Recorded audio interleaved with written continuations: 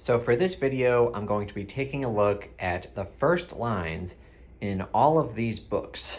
And all of these books are my unread first books in fantasy/sci-fi series that I haven't read yet. And this is sort of similar to my Stephen King video that I'll post down in the description box below, where I basically took a look at every Stephen King first line in all of his books and basically just got my gut reaction to all of them.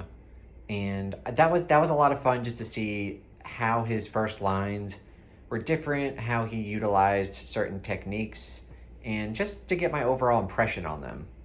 And I think doing the same thing for all of these fantasy and sci-fi series that I haven't started yet, getting my first glimpse into these stories, the first books in fantasy and sci-fi stories, I think is going to be a lot of fun. So without further ado, let's go ahead and jump right into it. But before that, so what I'm going to do is sit down here so I don't hurt my back. And basically these books that I have before y'all are the books that I'm either planning on reading in November, December, or January. So these are books that are like right on the horizon of books that I'm going to be reading very soon. Those books I do plan on reading, not relatively soon, because that's these books, but those books probably sometime next year, hopefully. You never know. But for these are the books in November, and then December, and then January. So without further ado, let's just jump right into it. And Traitor's Blade is by Sebastian de Castell, the first book in the Greatcoat series. Very swashbuckling, I've also heard that the first book isn't necessarily the best. I heard that books 2, 3, and 4 are much better. So even if I don't absolutely love this book, I do plan on continuing with it. But I've heard that it's a lot of fun nonetheless. But let's go ahead and see what the first line is. Flip through, see, you got a little map there. All right. Got a little table of contents. And then Chapter 1, Lord Tremondi. Pretend just for a moment that you have attained your most deep-seated desire. Deep-seated desire. That's a pretty interesting first line. I did not expect it to start in second person. That's an interesting approach. But yeah, that does grab the reader's attention right away.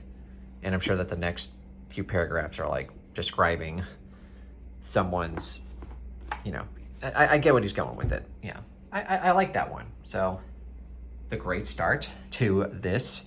The Ninth Reign by Jen Williams, which is the first book in the Willowing Flame trilogy. And I've heard that this series gets pretty weird from the descriptions that I've read. So I'm hoping that the first sentence will entice me, in that it has a weird first line.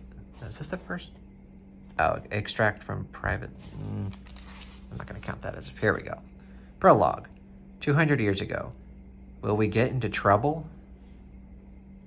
All right. It's partially intriguing. You got a line of dialogue. You're not sure who's speaking yet. And you also get the fact that this is 200 years in the past. So yeah, that's an interesting way to approach a prologue. I approve. And then Foundry Side by Robert Jackson Bennett. This is the first book in, I guess this is the Foundry Side trilogy, or maybe the Founders trilogy. I'm not quite sure. But I do love Robert Jackson Bennett, so I don't know why that bookmark is in there. I always find bookmarks in random books that I haven't read this book, so I don't know why there's a bookmark in there. Where's the first line? You okay, Holly? Yeah, she's having a time with her cone of shame. Shame. All right. Chapter 1.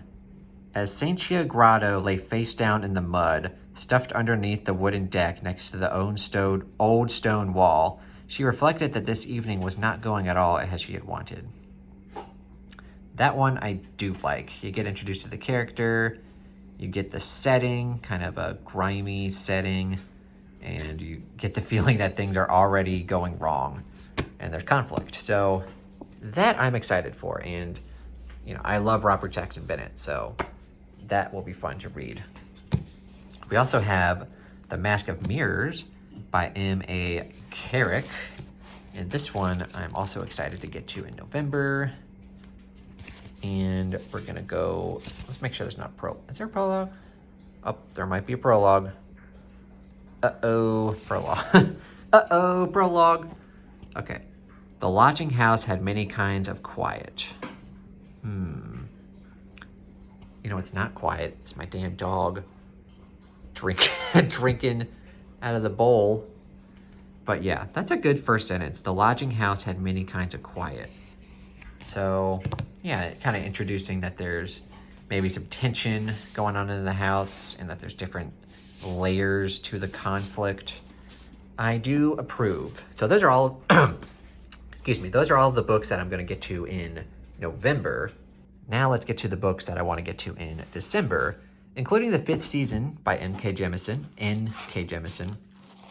Now I've tried reading this book before. I've read like the first chapters and the first 4 chapters and I DNF'd it. But I don't remember quite what the first line is. Let's see. Let's start with The End of the World, why don't we? Ooh, that's interesting. And then I also, this is first lines, but the second line is pretty good too. Get it over with and move on to more interesting things. That's a pretty intriguing way to start your sci-fi / fantasy, whatever this is, series. Yeah, I approve of that one as well. Octavia Butler, Wild Seed, the first book in the Patternist series. Let's see what the first line is. Well, that says 1, but is there a prologue? No? Okay. Okay, book 1, Covenant, 1690. Interesting. All right, chapter 1. Doro discovered the woman by accident when he went to see what was left of one of his seed villages. What's a seed village? But yeah, that's pretty intriguing. You got some what was left of a seed village, so there's obviously some sort of raid, and then there's a woman that this character discovered by accident. So it's fairly interesting way to approach a first line. Yeah, not one of my favorites out of these so far, but yeah, it's good. All right, the Baron the Nightingale, the first book in the Winter Night trilogy. I think this is Russian inspired, if I remember correctly. But what is the first line? Their prologue? No. Okay, there's just a little, whatever that is. And then we got part 1, chapter 1, Frost. It was late winter in northern Russ, the air sullen with wet that was neither rain nor snow.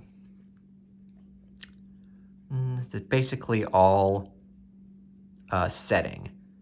We don't really get any characters. We don't really get any kind of emotion to it. This is just all atmospheric, which I've heard that this book is very atmospheric, and that when you read it, you just feel the chill and the cold in your bones.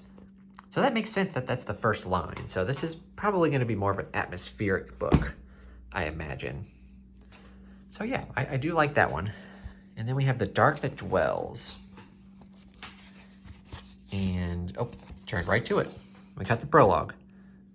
Sidna let the fire fade from her fingers, and the Lich's reach retreated, leaving her cloaked in darkness. Interesting. We've already got a character, and I guess she's into magic, because let the fire fade from her fingers. So she's casting some sort of spell, maybe, and then leaving her cloaked in darkness. I do like that line. So yeah, that one's fairly intriguing as well. Just creating a tower of books here. All right, and then these are the books that I'm probably going to try to get to in January. So we got the first book is this just the Green Rider series, or I'm not sure. But by Kristen Britton, we have Green Rider. I'm going to be buddy reading this with a few people. But what is the first line? Gray one. Oh, and you gotta love those old, like, yellowy pages. Oh, man. You know, a book is worn in. All right, gray one. The granite was cold and rough against the gray-cloaked man's palms. You know what? That might be my least favorite so far. That one, it's not really sticking out to me. Just seems a little bland, which, I mean, it's granite and then gray cloak, so it's kind of a tame color to go with. Just kind of bland, but yeah.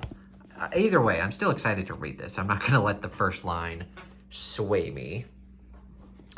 And then we have the Wolf of Oranjaro, which I was already interested in, but then when I saw that the title of the series is Chronicles of the Bitch Queen, I was hooked and I bought it. And so let's see if the first line can be, you know, can hook me in. Let's see. Is there a prologue? Probably not a prologue before the map. It's a pretty cool map too. All right, chapter 1, The Legacy of Warlord Tao. They called me the Bitch Queen, the She-Wolf, because I murdered a man and exiled my king the night before they crowned me. Oh shit, we have a winner. Ding, ding, ding, ding. That is an amazing first line. I love it, and I'm definitely going to read this in January now. Hopefully the rest of the book is as good as the first line. Sometimes you read a book and it's got an awesome first line, and then the rest of the book is crap. But I have a good feeling about The Wolf of Oranjaro. And now I've got a nice stack here. Nice stack of books. And then Red Rising by Pierce Brown. I've heard mixed things about this series for years. I've had this book for years, and I've never really been too interested in it. I got this book for $1 at a Goodwill, so I haven't gotten rid of it, but I've just never really been too interested. And then there's a nice, isn't this book supposed to take place on Mars? How the hell are there woods in Mars? I guess if they've terraformed it, I guess. Well, now I have to know why there's forests on Mars. This takes place on Mars, right? I don't know. Is this the... I don't know if this is a prologue or not, I guess. I would have lived in peace. Yeah, but my enemies brought me war. Yeah, that's kind of cheesy. Maybe the first line in chapter 1 will be a little better. Let's skip to that. The first thing you should know about me is I am my father's son. What? Okay, both of those are not very good in my mind. I will read it, but that is not a great start for me. We'll see. But yeah, those are the books that I plan on reading that are first books in the fantasy and sci-fi series for the next few months or so, up until January. I would definitely say that the best one so far, hands down, is The Wolf of Oranjaro. Fantastic first line. Let me read that again. That was awesome. They called me the Bitch Queen, the She-Wolf, because I murdered a man and exiled my king the night before they crowned me. Like, well, I need to read this book now. Oh, man. All right, now I'm going to basically do the same thing. Well, actually, exactly the same thing with all of these books. And these books are just, in general, books I want to get to sometime in the future. Not relatively soon, like with these books, but hopefully sometime next year I can get to all of these. We're going to start with Jade City by Fonda Lee. Again, I've heard mixed things. I've heard some people say it's boring. I've heard some people say that it's got extremely good character work. I don't know, but we'll see. We got chapter 1, The Twice Lucky. The two would-be jade thieves sweated in the kitchen of the Twice Lucky restaurant. Okay. I like the Jade Thieves and the Twice Lucky Restaurant. That's, yeah, I like it. I'm not sure why I like it, but yeah. Yeah, good job explaining, Jake. But yeah, overall I do like that. Actually, let's keep it. Let's make a different pile here. Because I don't want to. Here, I'm going to prop this one up because this one deserves to be propped up. Even though I haven't read it yet. But yeah, that first line. Oh, man. And then this was a book that I got at my local used bookstore for free because I had a coupon or whatever. And it's actually just a bind up of 3 books. So technically I got 3 books for free. Lucky me. It's called The Castings Trilogy by Pamela Freeman. I have no idea what it's about. Or at least I don't remember what it's about. But we're going to look at the first line. Book 1, Blood Ties. The Stonecaster's Story. The desire to know the future gnaws at our bones. Ooh. I do like that one. Gnaws at our bones. Yep, that's another good one. And yeah, like I said, I have no idea what this is about. But that first line definitely intrigues me. Age of Assassins by R.J. Barker. I've heard mixed things about this one as well. I heard it's supposed to be kind of a slow-moving, brooding assassin story. Not your typical assassin story. But let's see what the first line is. Prologue. Derek, the smith, was last among the desolate. Kind of a short first line, but you do get Derek the smith, who was last among the desolate. What is the desolate? Well, I'll have to read and find out. But not great, but not terrible. Definitely not the best we've seen so far. Now, The Tower of Fools by Andrzej Sapkowski, which this is the guy who wrote the Witcher series. I've already read the first 3 or 4 chapters of this book, and I wasn't terribly impressed, so I never continued with it. So let's see what the prologue has in store for us, and then the description here. I'm not counting this as the first line, but the end of the world did not occur in the year of our Lord 1420, although much had indicated that it would. The chillest dark prophecies that predicted the end quite precisely on the Monday after Saint Scholastica's day in the month of February of the year 1420 did not come true. That is a mouthful, and there's a lot of information just on the first line. Yeah, that's another one of my least favorites that I've seen so far. Honestly, I've had this book for like almost a year now, and I have just had no interest of reading it. I do want to just see how it compares to The Witcher, but I ultimately might unhaul it because I really just have no interest at this point. And then we have Sephorals Hand, which is the first book in A Pattern of Shadow and Light by Melissa McVale. Now, I've already read half of this book, but it was like years and years ago on Kindle, and I always wanted the paperback copy, but it was always super expensive, and I didn't want to pay for it, but I have a copy now, and so I need to go back and read it, because from what I remember, it was very good, but I don't remember everything about it, obviously. But let's start with the prologue. The dark-haired man leaned back in his armchair and rubbed one finger along his jaw. Who is the dark-haired man? And why is he rubbing one finger against his jaw? That one's also kind of bland, but this story was really good, and it had a very intricate and interesting magic system that I really enjoyed. And there's like 2 characters that you follow. There are 2 character perspectives that you follow. One of them is like a prince who's like coming home, and he's like realizing that a lot of crazy stuff is happening. And then there's a guy who basically has amnesia, and he's trying to figure out who he is. And he like slowly gets stuff revealed to him. Kind of like the Bone Shard daughter in a way. And This story I just remember being very good, and I really need to go back and read it because it was really good. And A Plague of Giants, which it's the first book in some series. I have no idea what it's called. I don't know, but it's the first book in some strange fantasy series. I honestly don't know what this book is about. All I know is that Leslie likes it a lot. So that's all that I need to go and get this book. But if the first line's good, that would also be good. Okay, day 1, the bard begins.